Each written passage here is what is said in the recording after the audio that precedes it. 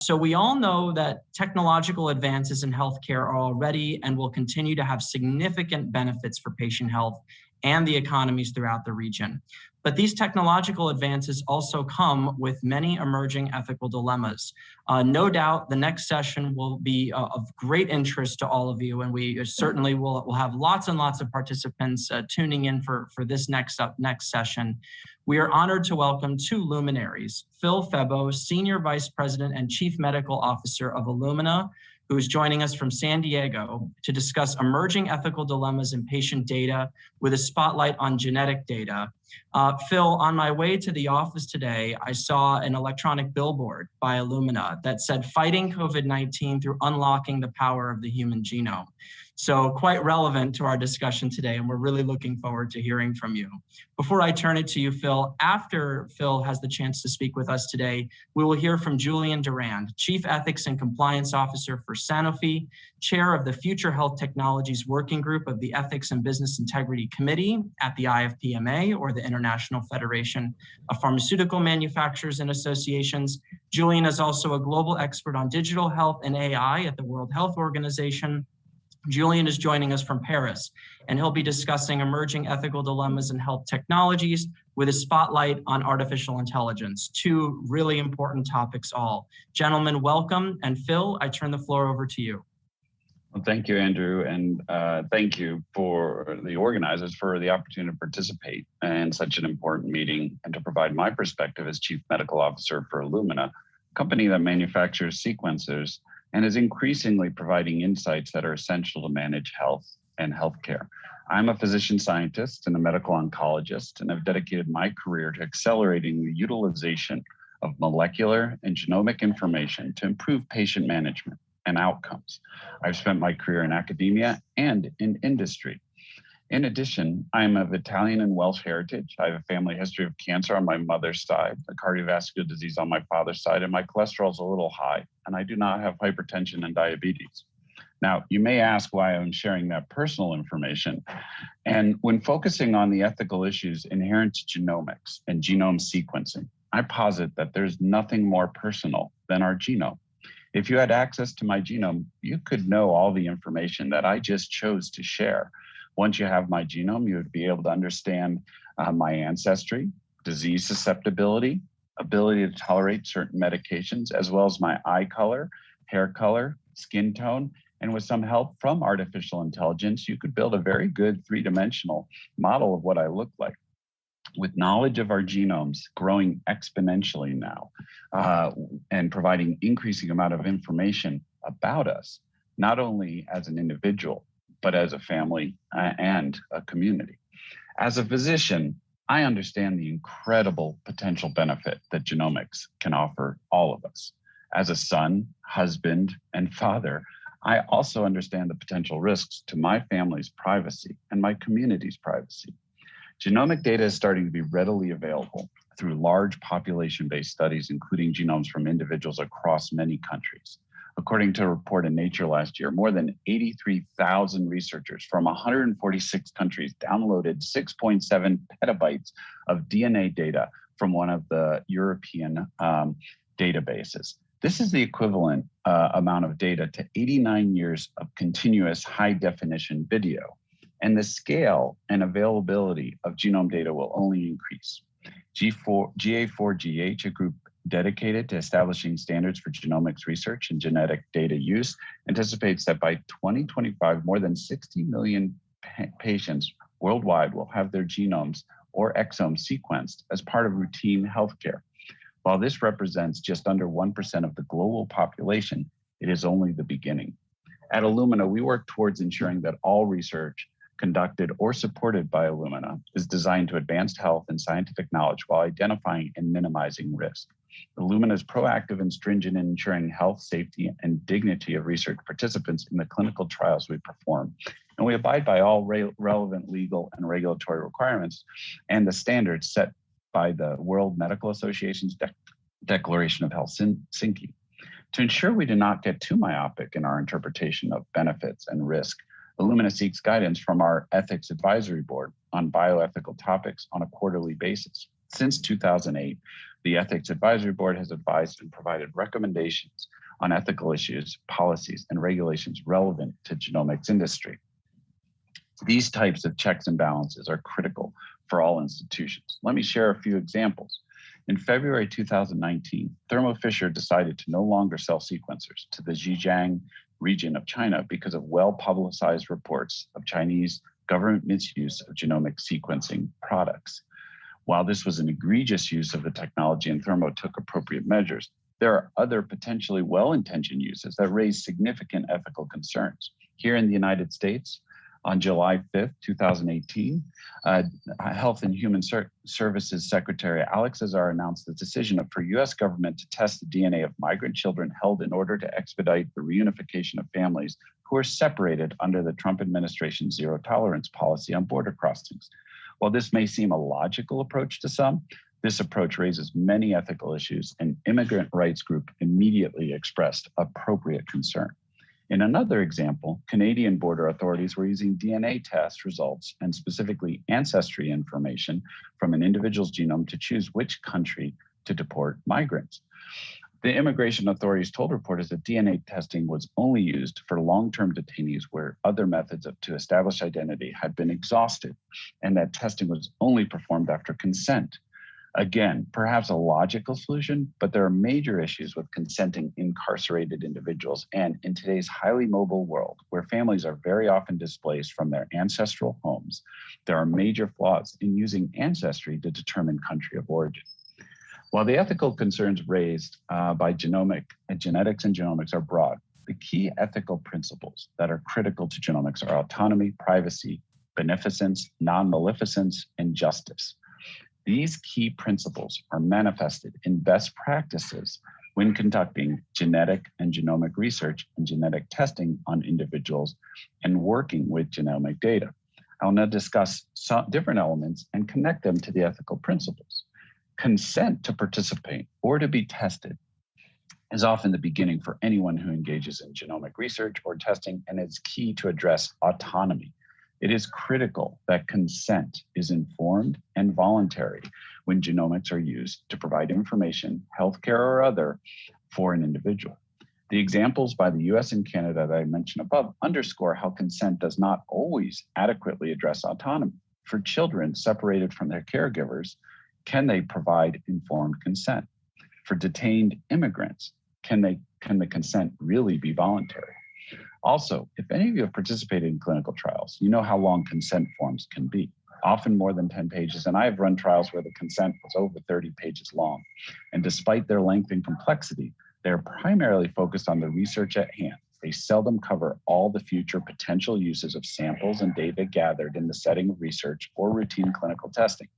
Ideally, providing the research participant the option to opt out or opt in of future studies using samples or data resulting from the primary research objective is ideal.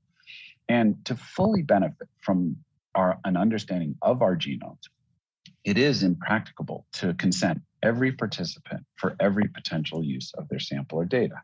Thus, ethically appropriate mechanisms have been established for investigators to get exceptions to specific consent. Even one of the most stringent data use regulations, the European General Data Protection Regulation, GDPR, that often gets spoken about in these situations, recognize an exception to specific consent to allow participants' data to be used for certain areas of scientific research.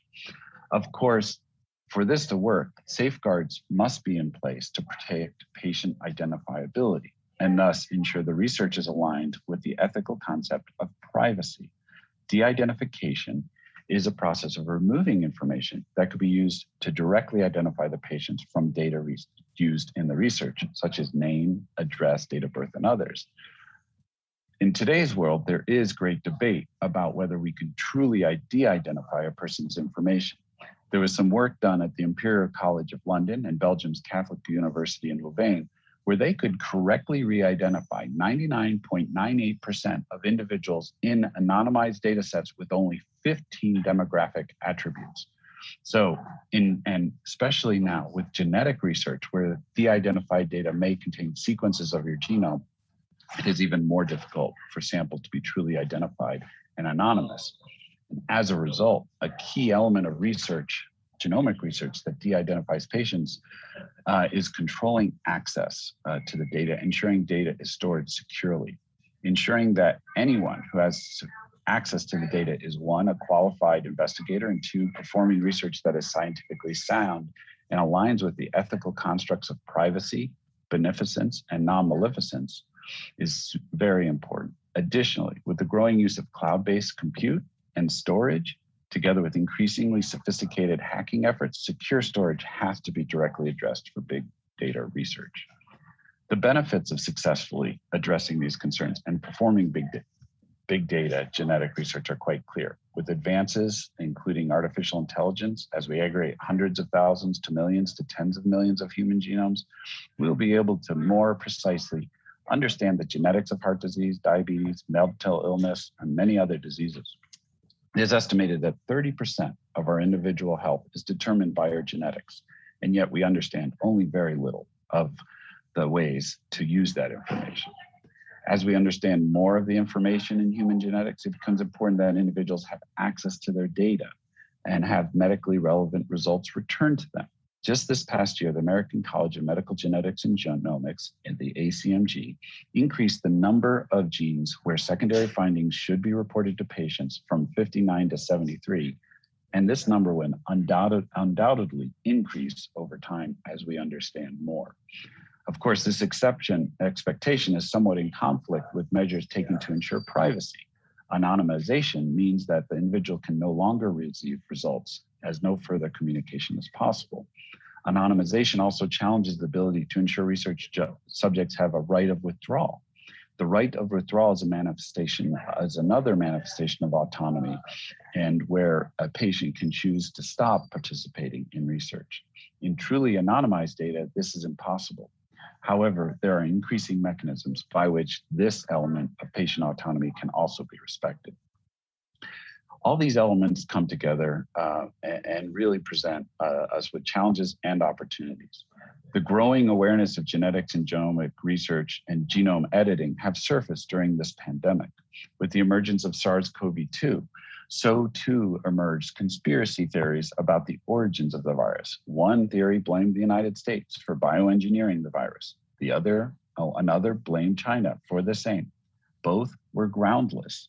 However, these theories highlight the broad appreciation that as we understand human genetics and genetic variation between ethnicities, the pathogenesis of infectious disease, and have the ability to manipulate both human and pathogen genomes, there is risk to leverage these technologies for bioterrorism.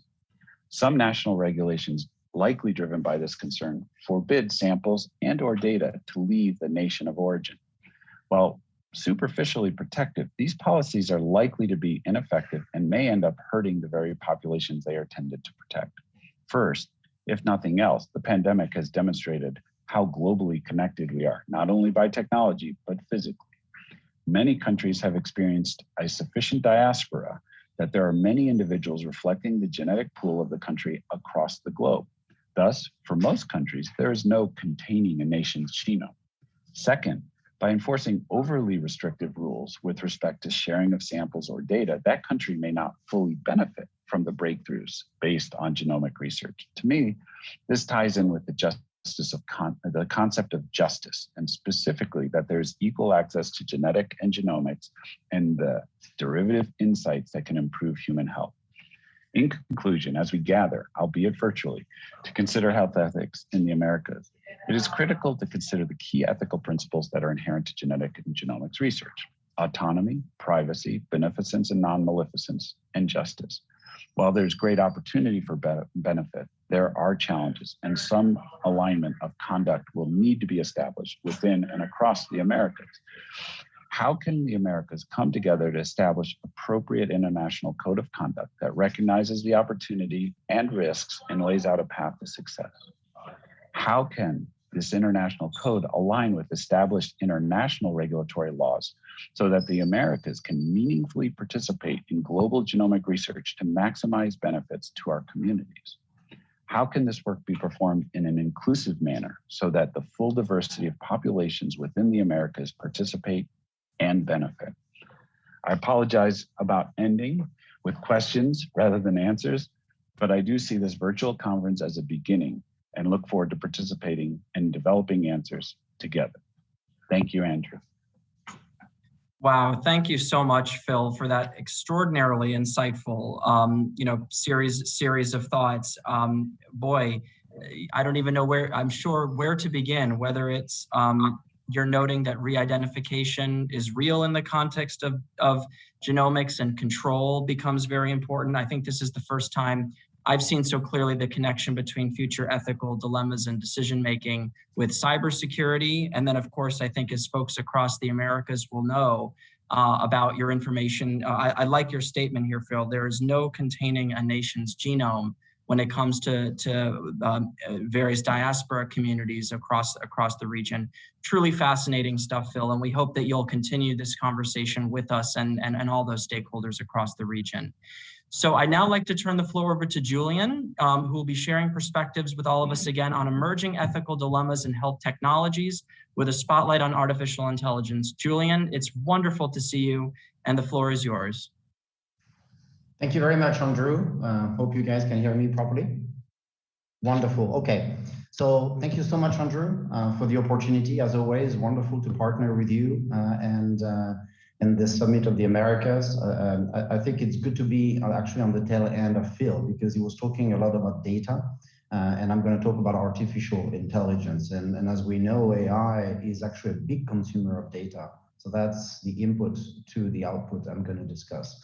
So that, I think, is a good setup for this presentation.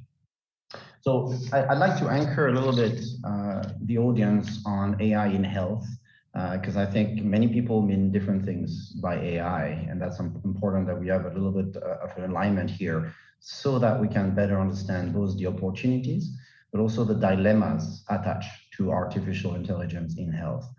So a good way to look at it is, I think, through two spectrums.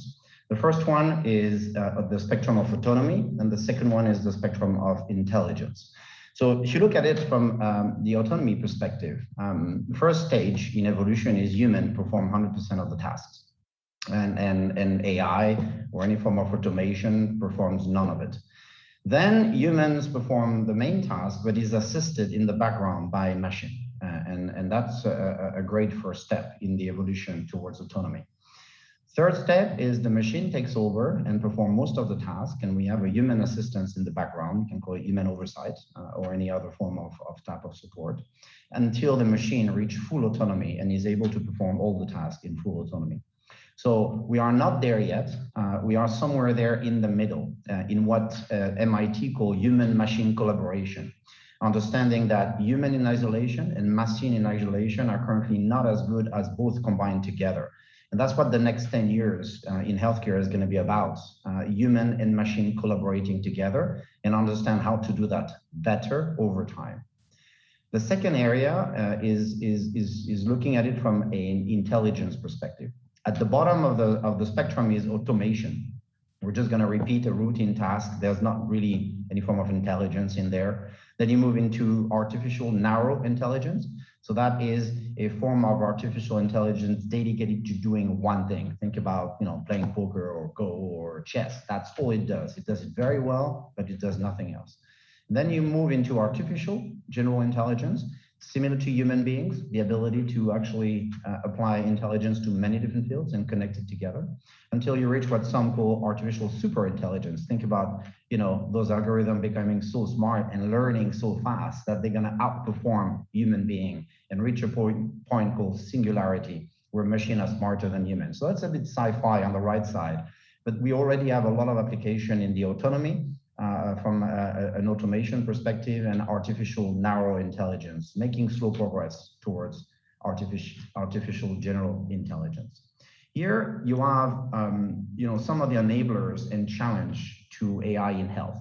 So the first enablers is that we can see an accelerated digitalization of healthcare and the large amount of health data being produced, which is great because that's what comes into algorithms. The second area is we can see a lot of progress as well into algorithmic design and evolution of AI, whether that's for structured or unstructured data analysis. And the third area is For a period of time, computer power was actually superior to algorithms and software. Then algorithm and software made progress, and we're now reaching a stage where they're starting to consume a huge amount of processing power. And we can see now an acceleration in that field, which is good. From the challenge on the technology side, we still are in healthcare facing some issue around harmonization and data quality and integrity. It's very diverse. And we can still see also issues around how we share data, what are the challenges around interoperability. A lot of hospital providers, government and public institutions, pharmaceutical companies, and so on, are actually all having their own different systems that don't talk to each other or limited. And so that doesn't favor the ability to integrate all those data, structure them in a way that we can gain greater insight. It's also still very labor intensive as we're progressing through AI. And there are a lot of ethical and societal implications. And that's what we're going to take a look at very soon. The other area of interest when you look at AI in healthcare is it's not a single layer. It's what I call a dual layer.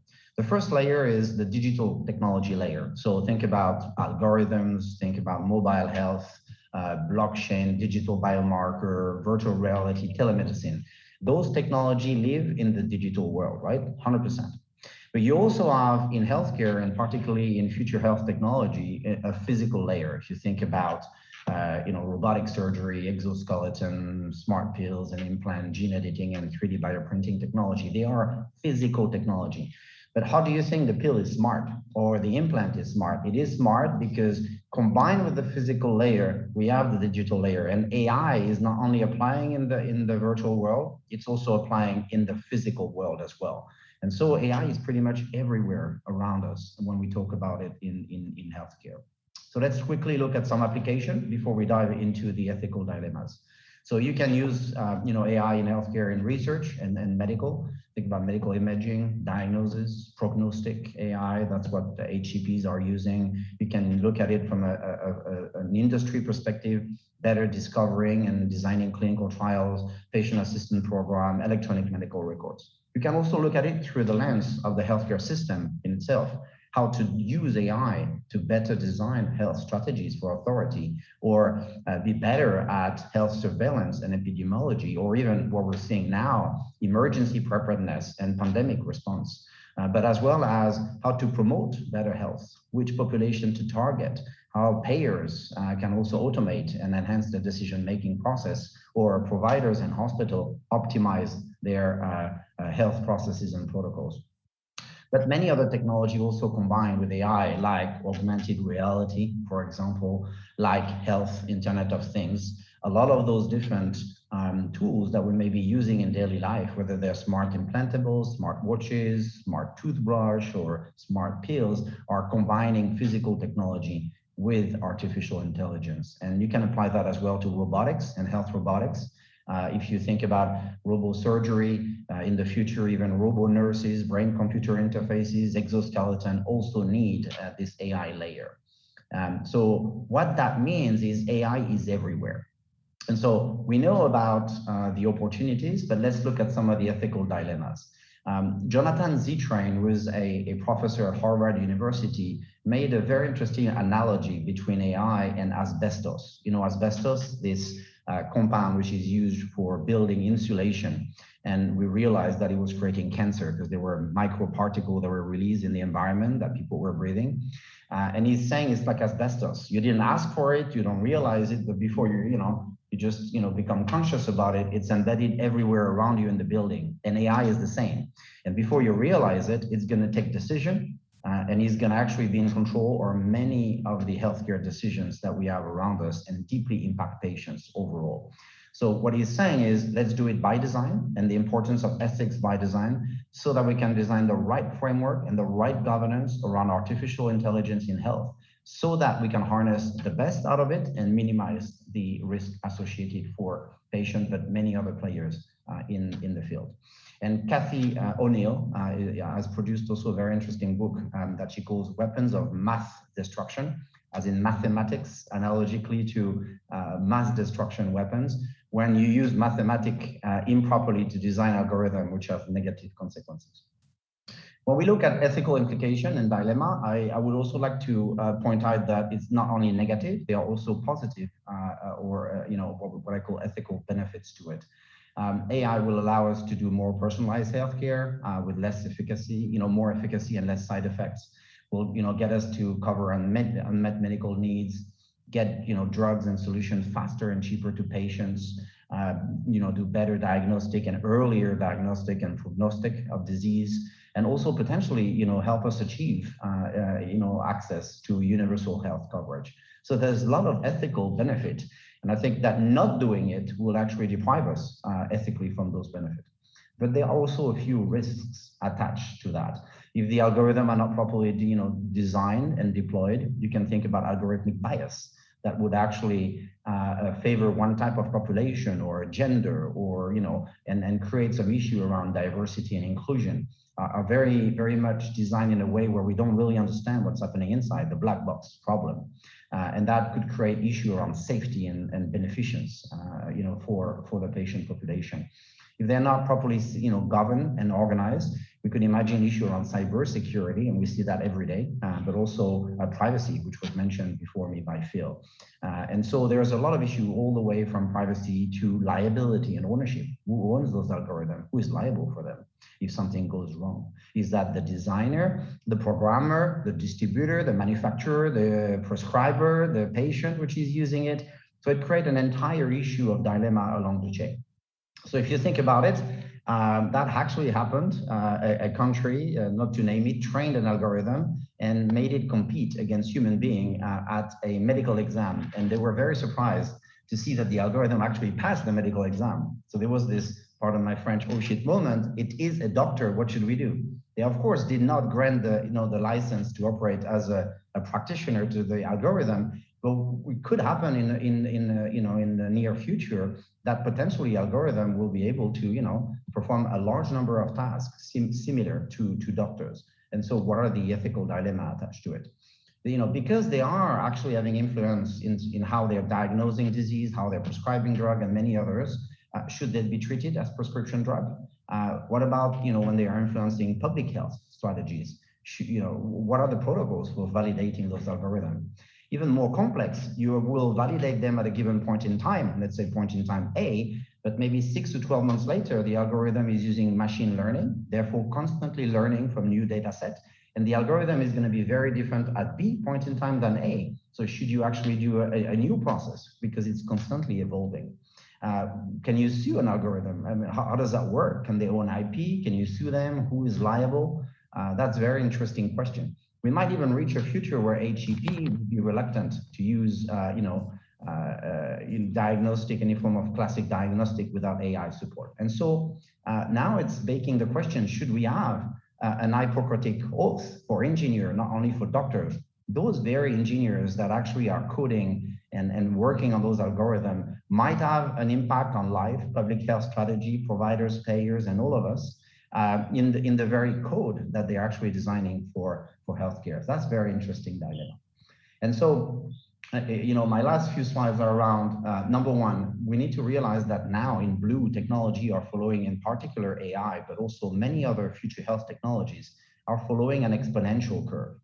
They are growing very fast in an exponential manner, but in green, legislation and the regulatory environment around us is linear. What that means is we used to have a lot of black and a lot of white in the past, reasonably easy to operate. We're now living in the world with less black and white and more grays and even shades of gray. So how do we operate in that complex environment? And regulation is one solution, but is not the only solution. The future is going to be about co-design, multi-stakeholder engagement, consensus framework, ethical guidance that allow us to design ethically, AI in particular, but many other future health solutions from the very early stages so that we minimize the negative implication for the entire society and we maximize their potential. And I think that's where the Summit of the Americas, that's a unique opportunity to play a role.